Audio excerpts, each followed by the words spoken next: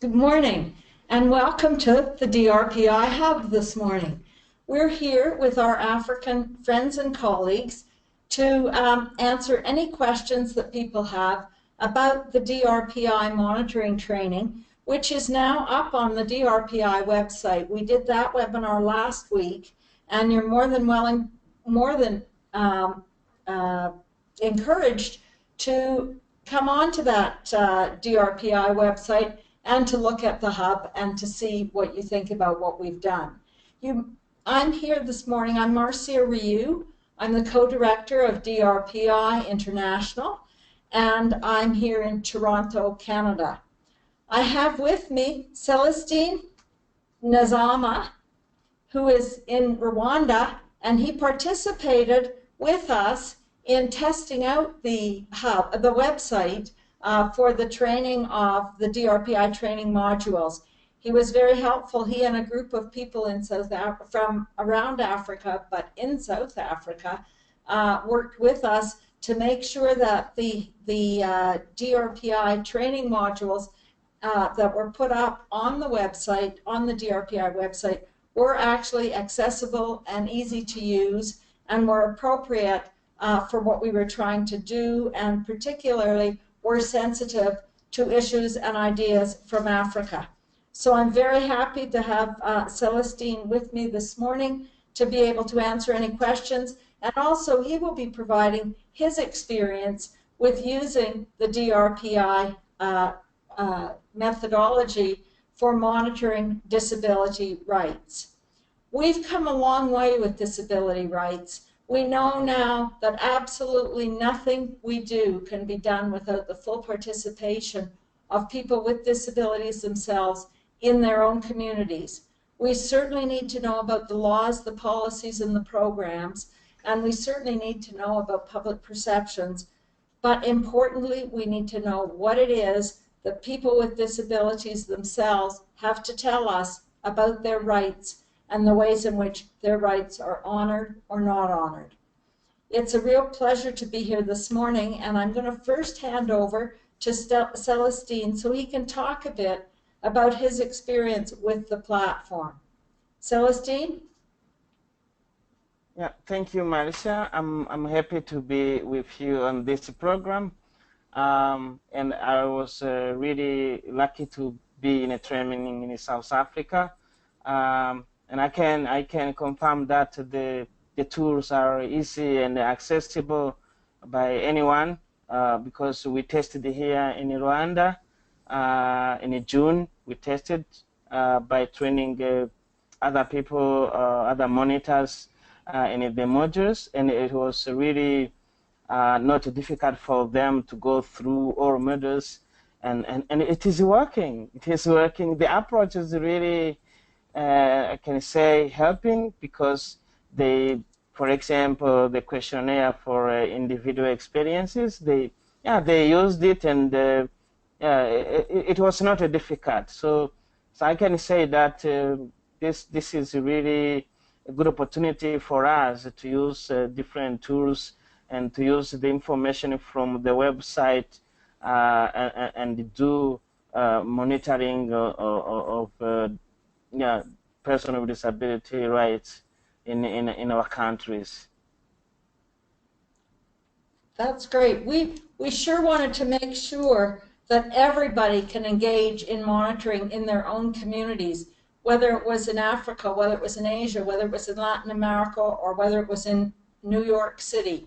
We wanted to make sure that people could tell their own stories. And that's what this monitoring is about. It's about people learning how to tell their own stories and learning how to compile those stories so we have a collective global story that tells the way we're living and what we're doing and how we move forward.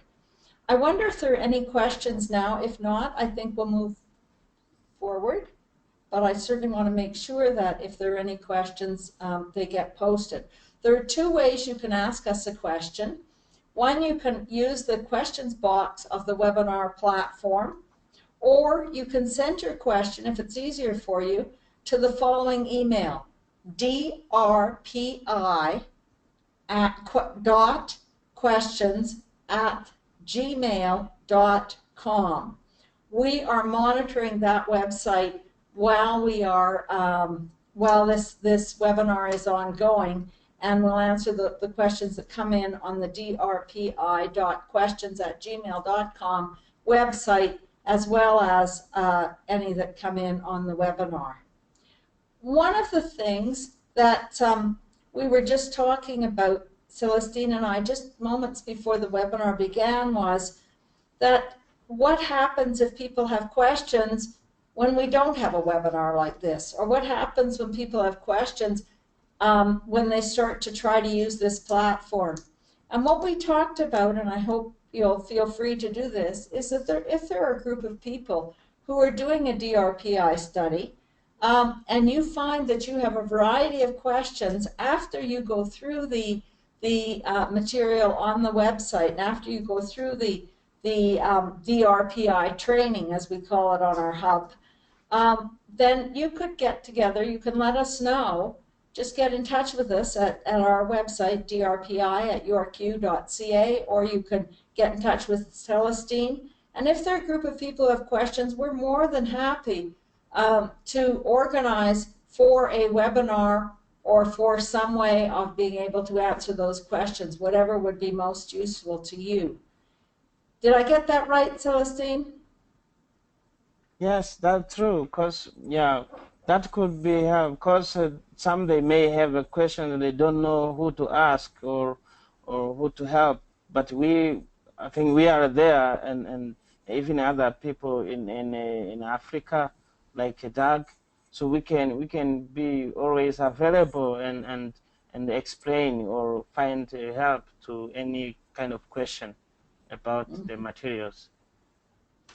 Terrific. You know, I have to say that we hope that Dag Joaquin would be on this morning too.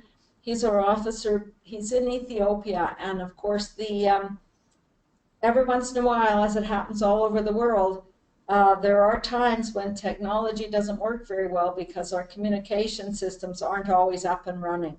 Unfortunately, we couldn't get him this morning either on the phone or on the webinar, but I'm sure he will also be continuing to be involved, and will be more than happy also to take any questions that you might have. I think it's a great idea for us to make ourselves available. We've now learned enough about webinar that we can set these up fairly quickly to meet the demand. I wonder if maybe we should go through, we don't have any immediate questions, so I'm wondering if maybe we should just look at the hub to see what's there, what you can use, and how you might be able to use it. There are 3 things that are on the hub, and when you open the page to the DRPI hub, you will see those 3 things. The first one is called the DRPI training modules, and it says participate in rights monitoring. That online training package includes 7 interactive modules, and we'll go back and look at them in a moment. The second big area of the DRPI hub is the rights library. And what we've done there is we have created a database of all of the studies that we have done. It's more than 50 studies around the world in different countries and different communities. And that database allows you to find the DRPI data and to be able to use that data with a group of search terms, which we worked with people around the world to develop. The second thing that we have there is also the literature, a lot of the general rights literature in the field of disability. We thought that might be useful for people. And again, we'll move back to that in a few minutes. The third thing that we have is something that says Your Story Matters. If you're on the first page of our DRPI hub site, you'll see these 3 big boxes, which if you don't have a color perception problem or you don't have a sight problem, you'll be able to see they're in blue boxes. Everything about the site has been made accessible So you should have no problem even if you can't see those blue boxes. But if you can see the blue boxes, you simply click on those boxes. The third, Your Story Matters, is actually the questionnaire that is up on the website, which allows you to be able to tell your story. That particular section of the hub is an online self-guided interview that provides an opportunity for people like you involved in a DRPI training to share their experiences. For that one, you do need a password, and you will get that password from whoever is running the study in your region or area, so that we're sure that your story is part of a bigger DRPI study which tells the story of people in your community, in your neighborhood, in your country. So let's pop on to training modules just to look at those. And you'll see when you click that, that this comes up which says that there are 7 modules. Maybe we can just push down to where the modules are. Yeah. And those modules, you can access each of those modules from your own computer at home. And I suggest that it's probably a good idea to go through, as you can, all of the modules, because I'll ask Celestine's opinion too on this, but I think it's a pretty clear way to understand what doing a monitoring study that includes the voices of people with disabilities looks like. Module 1 is about human rights, disability, and monitoring. It basically is a comprehensive chapter that is looking at the whole field and what it means. We found a lot of people in both the North and the South just weren't very clear on what we were talking about when we were talking about human rights and monitoring. This module can probably be used on its own for general education purposes in your communities, and also maybe even when you're talking to politicians and other people who are in positions of authority or positions where they can help to change things. That module you don't need a password to get into, or you don't have to register to get into that first module. For all the other modules, you simply create a password for yourself, and you're able to go into all the follow-up modules. Celestine, do you want to talk a bit about some of the modules? You say? Do you want to talk about some of the modules, module 2, module 3? Yeah, you can go through by, for example, what is in the second module and the third module.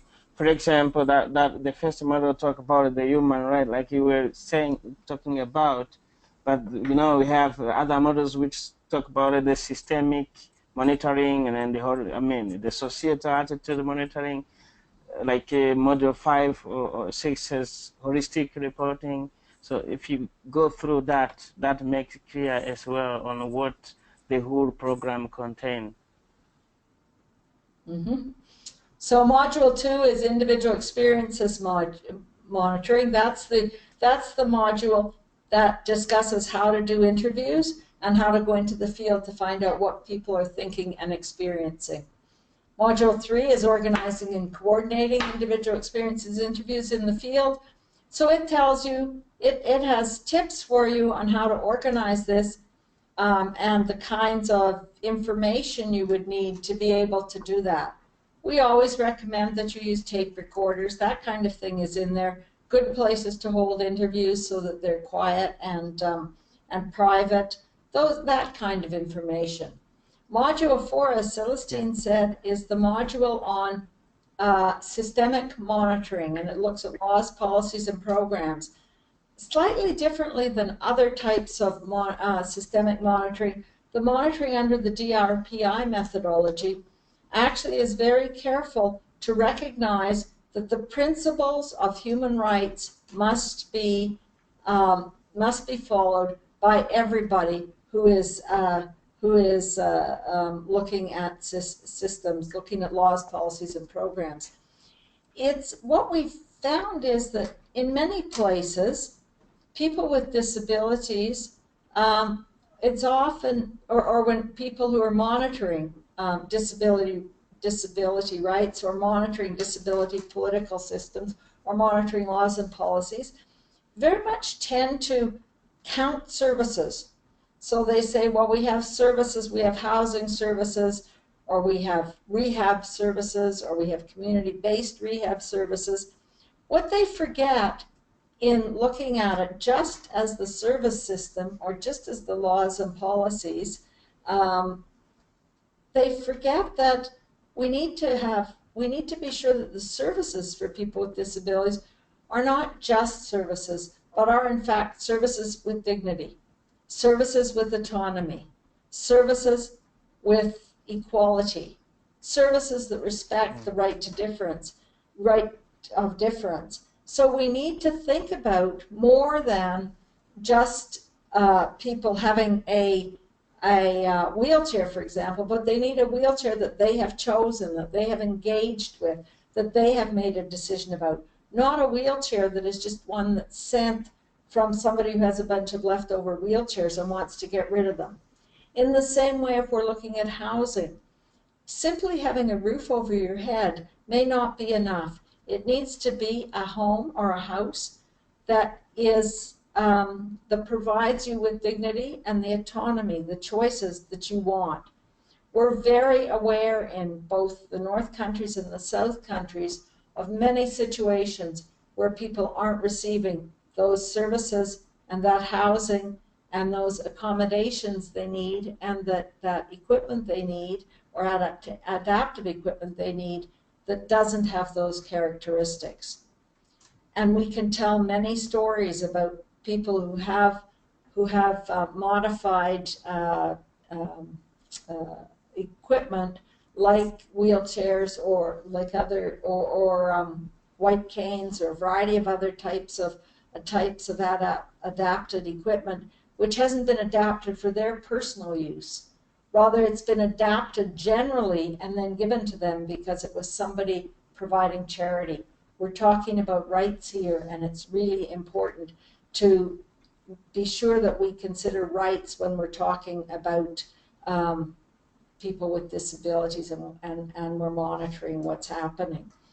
I think often in many countries, there are quotas for work, for example, but unfortunately often those quotas for work, or quotas or reserves for work, which are found in many countries, in fact, don't ensure that people have jobs that fit their skills.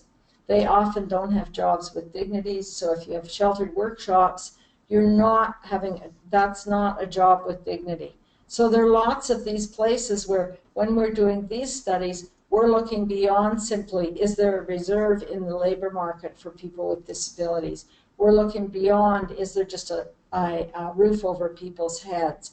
We're looking beyond just the provision of adaptive aids that may or may not be those that are adapted for individuals or what they want. So then we go on, and with Module 5, we look at social attitudes towards monitoring. We use the media to do that. Module 6 shows you how to do holistic reporting, putting the pieces together to create a holistic report. And Module 7 is how do you use the information to improve the lives of people with disabilities. This is really important.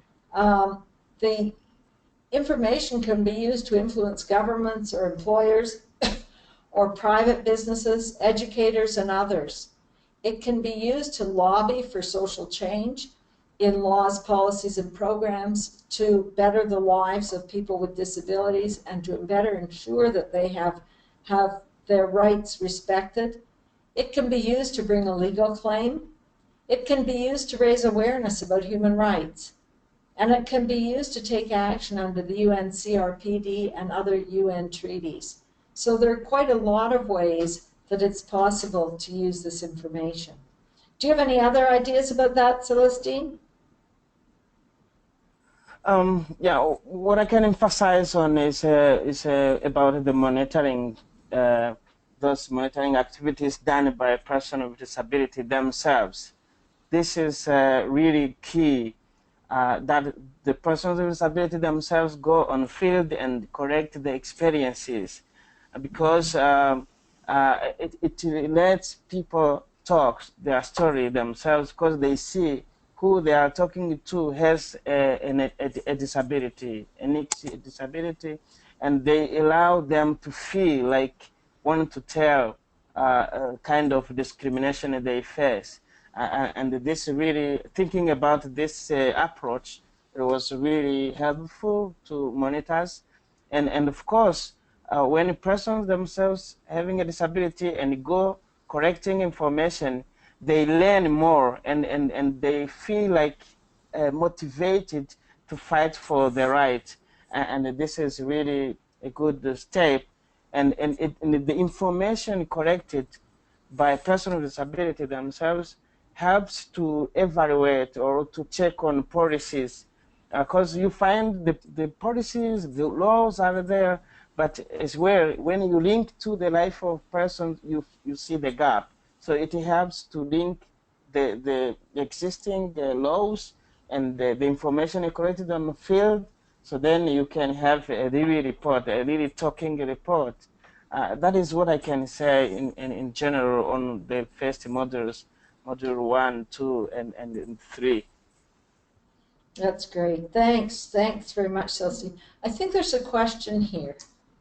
Yes, in our study, to collect data, can we use both the Your Story Matters and the in-person interviews, which we learn about in the training during Module 2? Celestine, do you want to answer that one? I didn't hear the question very well. In our study to collect data, can we use both the Your Story Matters and in-person interviews, which we learn about in the training during Module 2? So can we also do the online? Yeah. Go ahead, please. I can say yes, because you can use the online, materials, because when you choose to use the online, we can correct the stories, and we can still analyze and using what you responded online. Yeah, absolutely.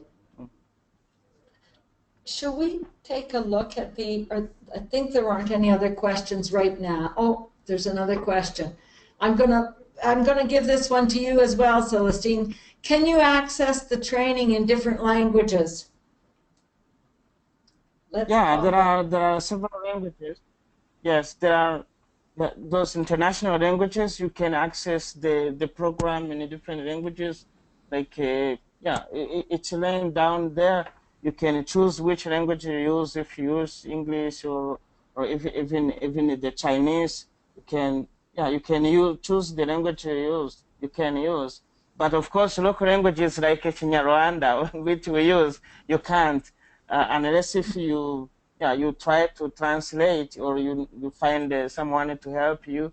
But the program has around 5 or 4 languages to use. So it is really adapted to different types of languages that can help. Mm-hmm. Yeah, you'll see there's a button on your screen right now at the bottom of the screen to the right of where the modules are that says translate, and it has the flags of a number of countries. And you're absolutely right, Celestine, we haven't translated for every single country in the world, but we hope that'll happen over time, that people will be willing to translate into their own local languages as it's important to them. That's what we're hoping. Yeah, sure. And there are now there are a good number of languages. There are 8 languages so far. So if you are on the side of using Portuguese, Spanish, French, English, Chinese, so there are many options. Yeah, it's terrific. Let's look, if we go back, maybe we can just look at some of the accessibility options in the training itself. First, if you look at the top of the screen that we're showing you now, you can see it says show display preferences.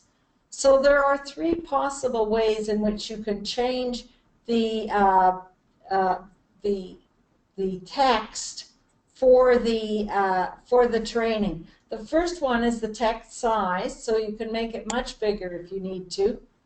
Secondly is the text style, which means looking at different, you can go to, I think, 4 different types of style, because some people find reading in one style easier than another. So you can go to Times New Roman, or can you click on that button again for me?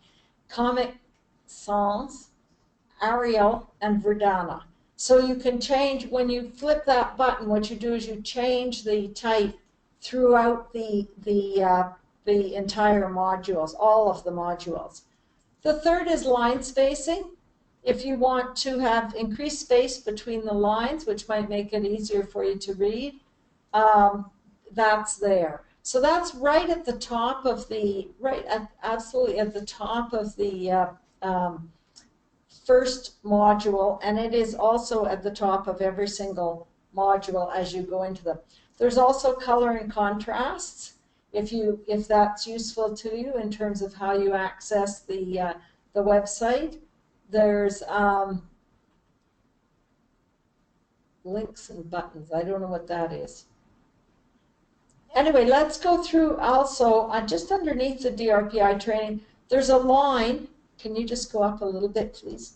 There's a line which has a number of words on it. The first one says training modules. It's on the left-hand side of the screen that you're looking at now. That brings up the training modules immediately. And one of the things about using this, and Celestine can talk about his experience, it's really interesting that you can do this because it's up on the web. You can do this at your own pace. You can do the module 1 today and tomorrow if you have an hour here and an hour there. You can do module 2 the same way, or you can go through all the modules at once. It really depends on what's most comfortable for you. And you can simply make a decision about how you go through. It is self-learning. It's set up so that you can do it on your own. Celestine, you remember when we went through it all? Really, you can go through, and even if the model show you at far where you are, so it shows you where you are. It has the buttons or the marks. It shows you at which side you are, and when you come back, you can continue the stages at which you were reading, and it's really. I can't say that you can run all models at once, but you can go through 1 and 2, 1 a day, and then you can, depending on the time you have, but it's really helpful, and you will not lose where you were, because it will show you, of course, and sometimes you can't skip and go to the other module before you finish the previous one. So it is easy, really. That's great. Yeah, it was partly the online trainings that we had where we were testing the model that we found out how important this was for people, so they could go through at whatever speed they wanted, and as you say, they could the program itself will show you where you are. There are little green buttons throughout which show you where you are. So let's look at the second line along here, just in case you're confused by these lines. This is the forms and checklists which you use for the study. They're all also referred to in the training itself, but we thought it would be a good idea to just pull them all out so you could see them. These are all the checklists for doing a study. Makes it much easier if you can just go to this particular whatever it's called, forms and checklists, and pull out the and pull up whichever specific one you're looking for. Then we have a section called FAQ, which is facts and questions, and I find this a very useful uh, um, area, because it often answers the very questions that are in your mind. Do I need to register, for example, in order to complete the training? Well, yes, you do. And if you don't register, you'll only have access to the first module. But it's not a problem registering. It's a very simple process, and you do it yourself. You simply pick a password to log in. Then you can go down, you can see the other questions. How do I register for the training? How long will the training course take to complete? I've read all the lessons in the first module, but I can't access the next module. What should I do? Well, you have to always say that you mark the mark complete button, that you've actually finished that module. So that's so there are all kinds of questions that here that we hope will help you in terms of being able to do this on your own or with a group of other people. Now, if we go back to the top, there are a couple more buttons up there. One is About, which simply pulls out about DRPI and what it is, and what the online training platform is. Then there's the Login, which makes it easy for you to log in. You don't have, you register by putting in a username or email, and then you select a password. So it's not difficult, but that gives you a quick access to the login. The DRPI main site is the next button across here. And finally, there's something about and this is to the DRPI, the whole website for DRPI. And wherever you are, there's an area of the website for your part of the world. So there's an area of the website for Africa, there's an area of the website for Asia, there's an area of the website for Latin America, and there's an area of the website for Eastern Europe, or Europe. So if those are the areas that interest you, you can go directly to them, and you can you'll be able to find them. I'm sure, Celestine, that you've gone to the Africa section of the DRPI website.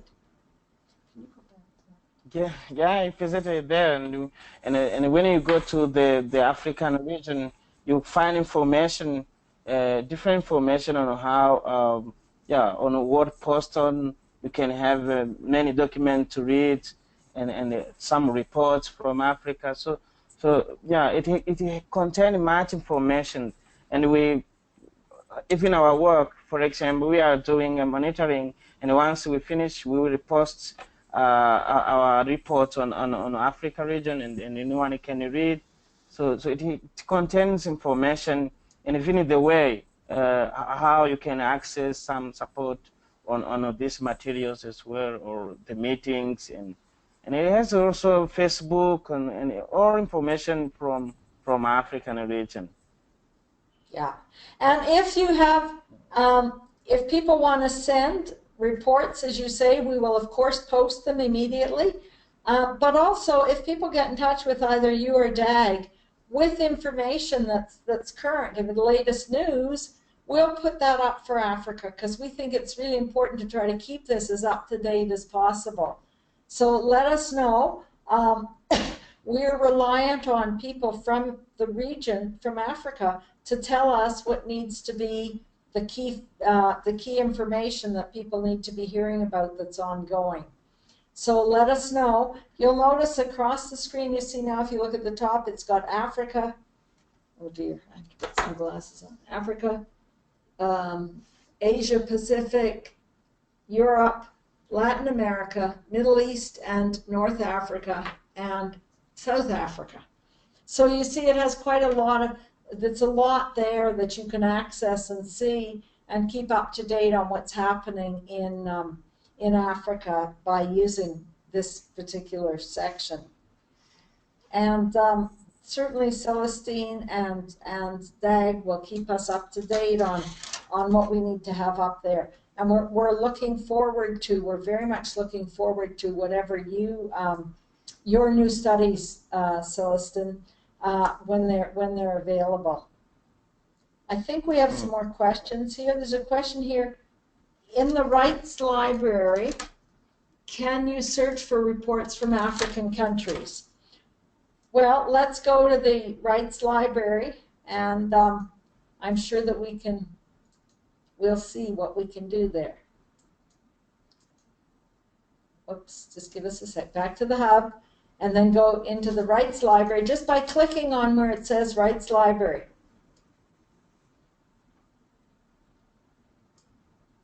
Have you spent any time with the Rights Library, Celestine? Yeah, I checked on some, but I found some reports from other countries. So the Africa didn't post many. I didn't find anything for Africa, but this depends on how you selected the criteria. Depending on what you are looking for, yeah, you can find. Okay, so should we search the library now for Africa? On your screen, you'll see that the button has been pushed under region. We start with literature type, but there's region. The button has been pushed for Africa. Then we push the button that says search library now. And if you look below that, there's a search result, and it will show you a variety of results. Do you want to just tell us what those are, Celestine? Can you see that section? Yes. No, I'm searching. I'm still searching on that. But I last time when I was on this, I found for example, the Rwanda state report. For example, I found the Rwanda state report. Yeah, there are many options you can find when you go through. You can find the different documents. Yeah. If you look at the screen that we have up now for any of you on the webinar, you'll see in the search results we've just pushed Africa, and what's come up is the Cameroon Holistic Report. These are reports that are DRPI reports. Also the I'm sorry, can you just get rid of that? Thank you. Then we have the Kenya Holistic Report. We've got the Middle East Systemic Report, which is about women and disabilities. We've got the African Report, Algeria Report, which is 2014. We've got DRPI Report 2005. And we've got some stakeholder submission to the UN 2010 the European Periodic Review of Kenya. So what we have there, we'll try to keep putting up also the reports that are going to the CRPD. We'll try to get those up on in that list as well, because we know some countries from Africa have reported and have had both their country reports, their shadow reports, and also the summary reports from the CRPD. So we'll try to get those up there as well. But that just shows you some of what goes on. If you go up to the search keys above that, you'll see you can search for literature type. You can search for, let's look at UN publications. Probably unclick the Africa. And let's look at UN publications and see what's there.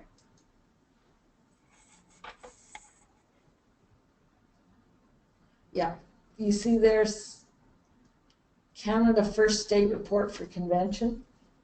Then there's Bosnia Holistic Report, and then the stakeholder submission to the UN Periodic Review of Kenya again.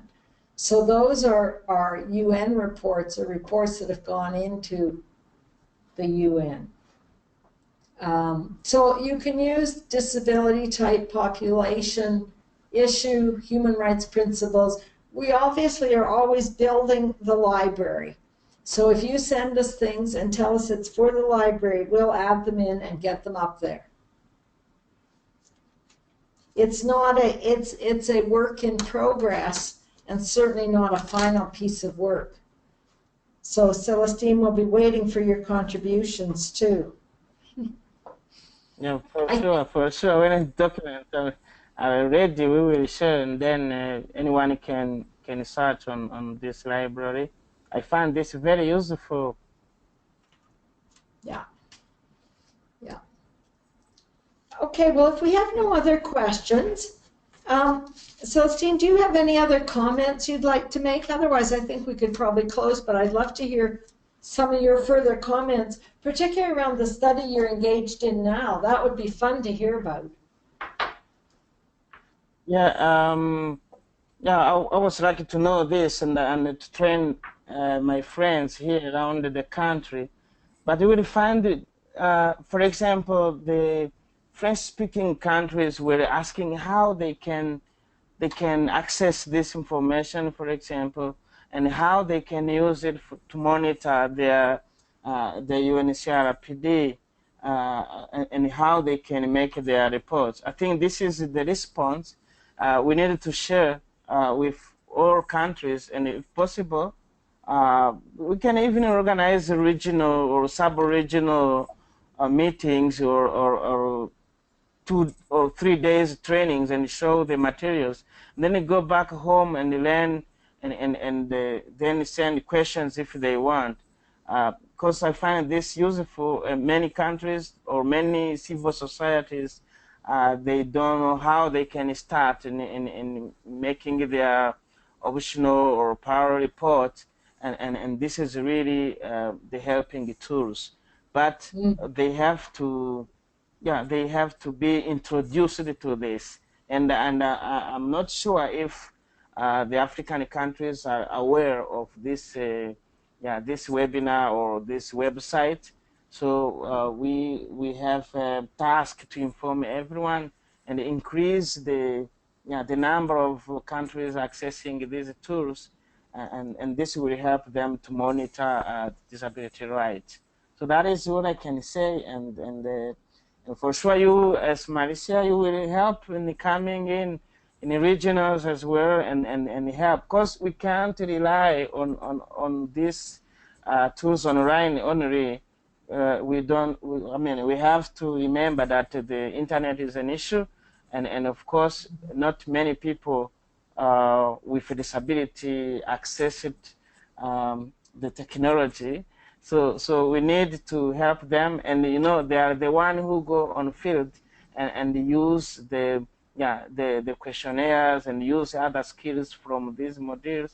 So we need to think on those steps. Of course, using this online, but having other options and alternative, so that many people knows and aware about this and use it. Yeah, those are good comments and really helpful for us to think about, and jointly we can do that. Jointly we can figure out what we do where people don't have the internet, and it is true that many people don't, and particularly in some countries where the electricity isn't so very good, we sometimes need to think about alternatives. But this is all available and can be made available to you as you need it, in hard copy as well. As you know, we originally had it only in hard copy, and it was all done by in-the-field training. We wanted to make sure that more people could see it and be engaged with it. But we'll keep working with each of the regions to try to see how we can help and support this work. It is all about us creating an international global movement for the rights of people with disabilities. That's what we're working on.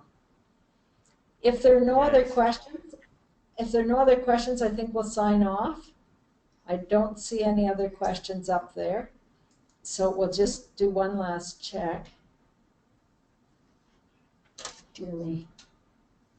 Dear organizers, I am from Eastern Europe, Moldova. Can I have a question or a remark, please? Yes, for sure. This is, I don't know if you heard that, Celestine, it's a question from Moldova. Of course, you can certainly ask a question or make a comment. Please go ahead.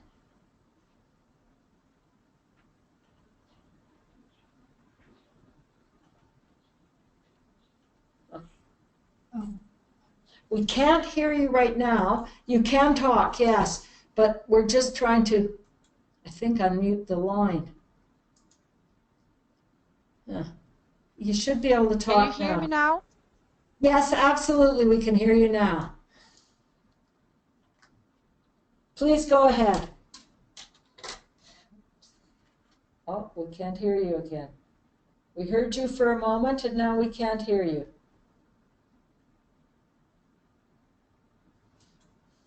Strange. It says you're connected. We're not hearing you right this minute. She can type the question.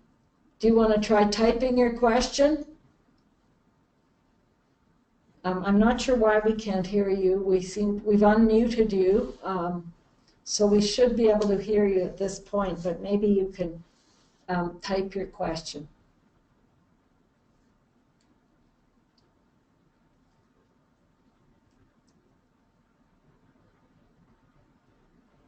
Is there any chance your microphone is muted?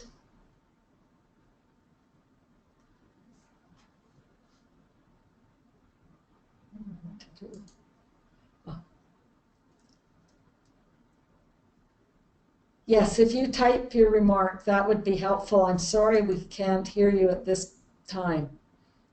We definitely have you unmuted in the system, so if you can type your question, that would be great.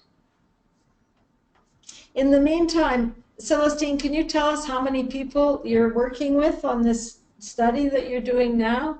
How many of your friends?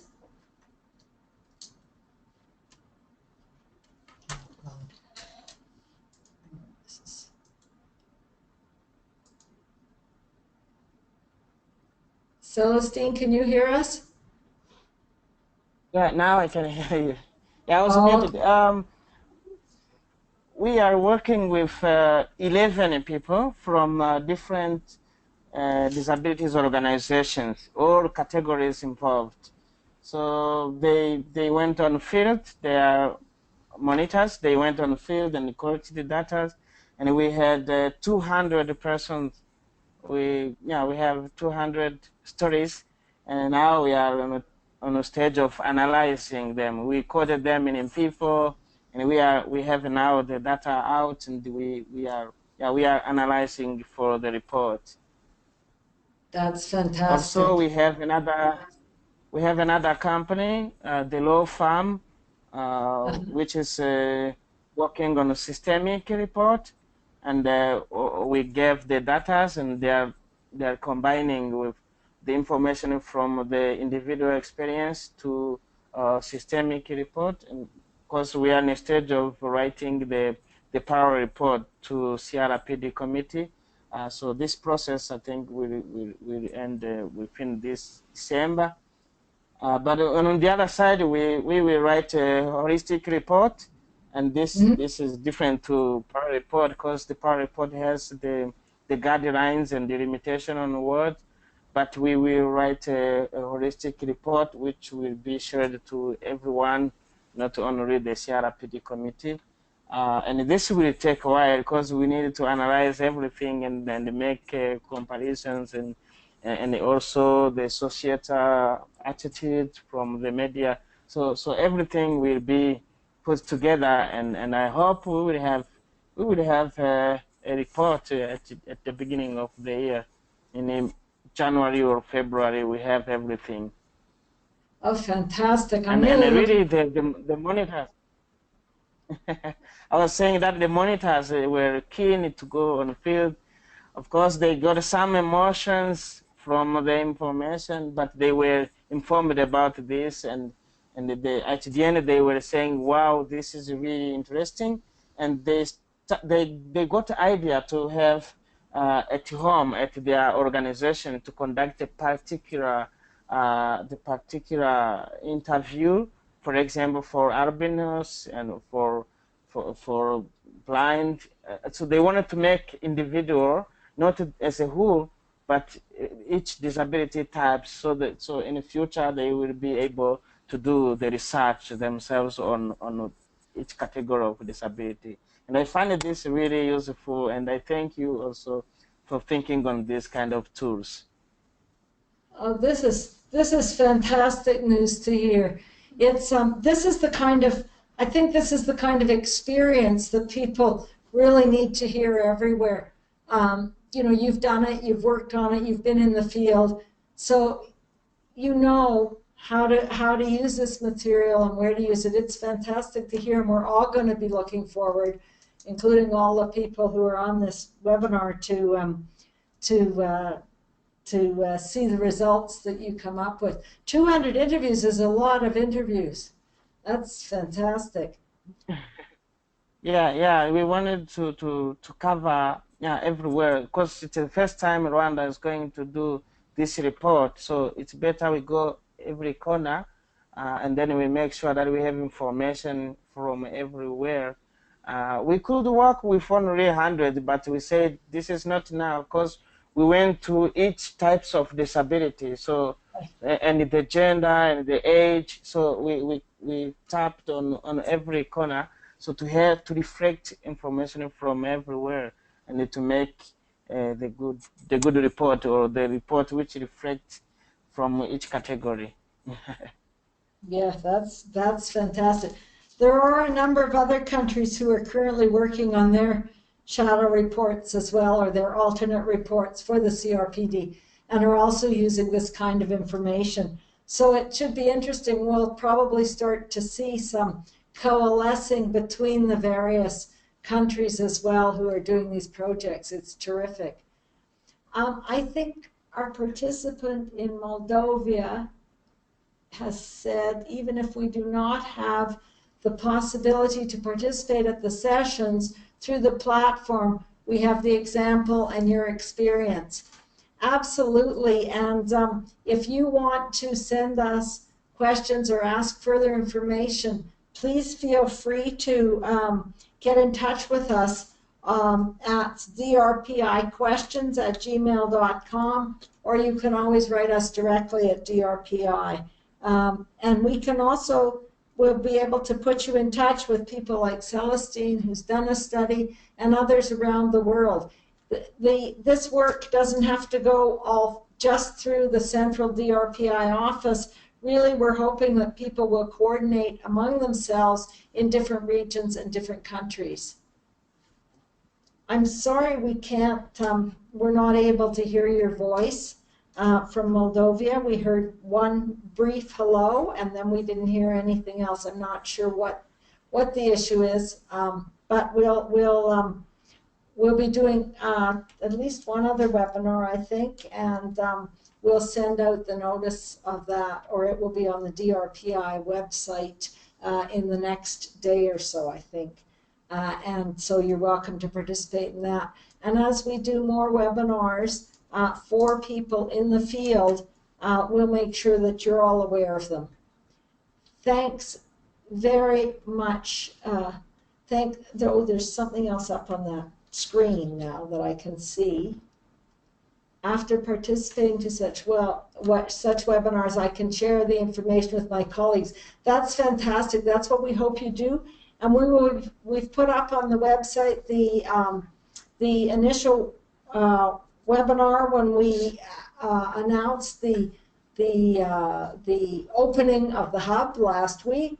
That's up on the website now, and each of these Q&As are also going to be up on DRPI website. So you're welcome to use them, or to tell other people that they're there to be used. Whatever way is useful to you in your own regions. Thanks a lot for participating, and thank you so much, Celestine, for taking the time to participate with us this morning. Africa is brewing with monitoring its own rights. We look forward to the results. Thank you, Marcia, for connecting me on this program, and we are really available to help anyone using these materials. Thank you. Great. Bye.